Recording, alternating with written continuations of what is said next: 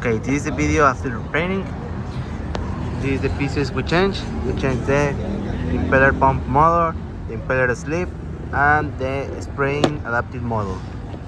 As you can see, we don't have any water dropping in the onion of the impeller pump motor and the impeller sleeve. We are going to check to free the air.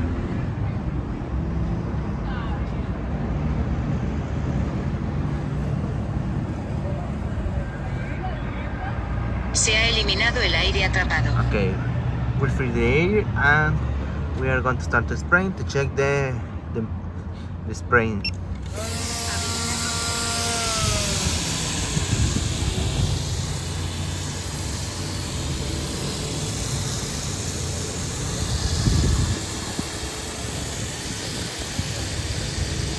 As you can see, we have working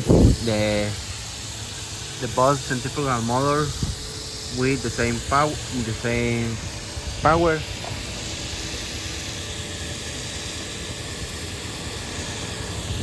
I going to check the remote controller, and we don't have any error problem with the pumps or the spraying system. We are going to waiting to empty our tank.